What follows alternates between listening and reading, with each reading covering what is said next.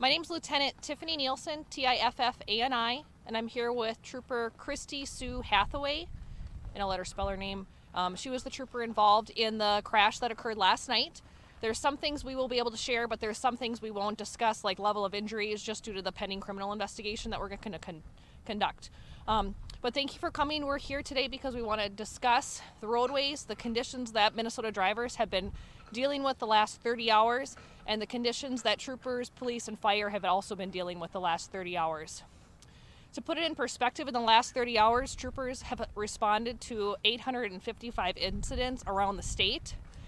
The same day, the same window of time last year, we responded to 200 incidents. So it tells you we've got about a fourfold increase on a typical winter day. Around the state, we had to call troopers out to handle the additional call load. And what I want to reiterate is the single biggest contributing factor to these incidents is driver conduct. When drivers are operating their vehicles too fast for the conditions, not driving at a speed that is reflective of the conditions, not allowing sufficient following distance, not scanning eyes to the horizon, that's where we're seeing these types of vehicles going off the road, property damage, personal injury crashes, and troopers getting hit. Bad habits on nice weather days are not easy to correct on poor weather days. And the margin for error on poor weather days is very, very thin. So that's why we see this increased number of incidents, because the driver conduct is essentially static, but we're seeing no room for error in these mistakes. Do you have any questions for me before I have Trooper Hathaway discuss what occurred last night? What was the 8:55? What was the time frame on that? That was from 8 a.m. yesterday until 10 a.m. today, so a 26-hour window. And when you realize it's a fourfold increase, how would you describe that? Well, we had to call troopers in around the state to handle the additional call load. We held troopers over. Most troopers were working 12 to 14-hour days yesterday to be able to provide the service the public's expecting, and we want to get those drivers on their way, clear the roadways, and keep things as safe as possible. My question really is more like the magnitude of that, a fourfold increase.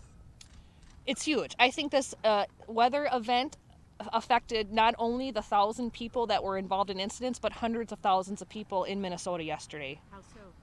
Well, the drive time for people to get home to their families was increased by 2 to 3 times last evening in the metro area. People couldn't make trips maybe they had planned on making because the roadways weren't safe. And obviously it's been cleaned up a little bit now, but there's still a lot of snow on the ground. What are conditions like now, and do you have extra people out still today, tonight? The conditions are still treacherous due to the cold pavement. With the sun coming out, that allows the solvent that MnDOT puts down to work better. But as long as we have these cold temperatures, we're still going to have slippery road conditions, and we need drivers to adjust their driving habits to those types of conditions. With any type of snowfall like this, we have the initial, build up towards the roads being poor.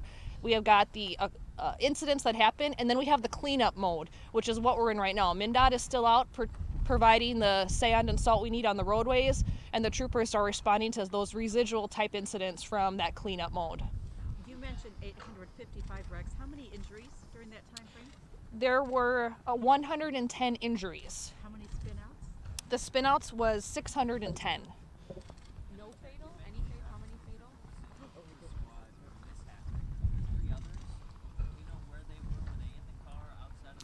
There was 4 incidents involving State Patrol squads. In 2 of the incidents, troopers were outside the vehicle, already at a vehicle off the road, checking on that driver, and their squads were hit. In the other 2 incidents, the troopers were inside the squad, which includes Trooper Hathaway here. One incident, the trooper was responding to a crash at 5 miles per hour with the lights on. The conditions were so poor for visibility. And another vehicle rear-ended a car, which was then pushed into the squad. So it was a domino-type crash where that trooper's vehicle was damaged. And that was the trooper that drove himself to the hospital to get checked after the incident. And then last night's incident with Trooper Hathaway being rear-ended while investigating a crash. Were there any fatal accidents yesterday? Yesterday we did not have any fatal or any serious injury crashes, which is very good. Well, we had the extreme cold and the temperatures on the pavement being too cold for the solvents to work as well as we'd like them to.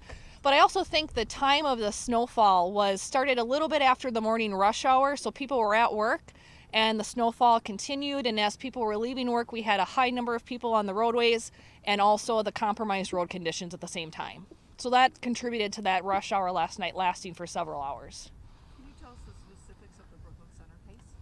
Brooklyn Center involved a trooper that had responded to a vehicle off the roadway. He was out checking on that driver, and another vehicle slid into his squad car. He was outside the squad when it happened, and there was no injuries in that incident. That was last night, or? That was yesterday afternoon at 12:23 p.m. All right, I'm going to have Trooper Hathaway step up and give you some information about her incident. Get this mic down a little bit for you. It's a little better. That to stay there. You got plenty of time to stand out here, right? Yes. All right, that ain't working. Sorry, guys. All right. Let's do this. Everybody okay with that? Okay. Sure. If you could spell your first and last name. Sure. My name is Kristie Sue Hathaway, Kristie Sue, and my last name is Hathaway, Hathaway. Tell us what happened. Okay. I was responding to a two-vehicle crash that was eastbound 494 in the area of Pilot Knob. One of the vehicles was blocking the left lane and was disabled, so I was blocking that lane with my emergency lights activated to provide safety for the tow truck driver that was removing that vehicle. At one point, something caught my eye in my rearview mirror, and I could see that it was a vehicle that was approaching at a high rate of speed. I saw that the headlights did not appear to be slowing and did not appear that the vehicle was beginning to move out of my lane, which was the left lane. After a few moments, I realized, like I said, the vehicle was not moving out of my lane, and the tow truck was immediately in front of my vehicle, continuing to load up the disabled vehicle. I put my vehicle into drive, thinking for a moment that I could move out of the way, but then realized that that would not provide any safety to the tow truck driver that was on scene. So I ended up staying in the lane, in which case my squad car was struck at a high rate of speed. I would estimate the speed at, freeway speeds about 60 miles an hour. Impairment was a factor in that crash, not only weather conditions, but also impairment of that driver. I don't think, Alcohol? what's that? Meaning alcohol? I can't speak to what chemicals were on board, but I think my squad car really says it all. I didn't really grasp how much of an impact it was until seeing it again in the daylight. Kind of really, the squad car tells the story of, how I was hit. When you were hit, take us through what it felt like, what happened. Okay. So right before impact, I saw the headlights of an F-150 in my rearview mirror, and I had my seatbelt on, which was a huge help. And upon impact, my immediate concern was the safety of the other driver, as well as the safety of the person that was seated in the back seat of my squad car that was from the original crash that I was investigating. So that was the immediate thought, was the safety of my passenger, the person that hit me, as well as the tow truck driver that was also on scene. Was the tow truck driver hurt, or did your vehicle spare him at that? I had slightly turned the wheel when I put my car into drive, which then spared the tow truck because I spun out into the lanes of traffic. At which point my squad car was disabled, couldn't get into drive or neutral or anything to remove myself from the traffic lane, so I still had oncoming traffic coming towards me, and additional squad cars arrived on scene very quickly and were able to help out with providing emergency lights for my crash. What was going through your head? Were you like, this is gonna hurt, or? I was immediately concerned for the passenger that I had in my back seat, as well as the driver that was going to be hitting me. Luckily, I wasn't outside of my squad car, because had I been outside of my squad car, there was a strong likelihood that I would have been walking in front of my squad, because I was closing that left lane or the left shoulder.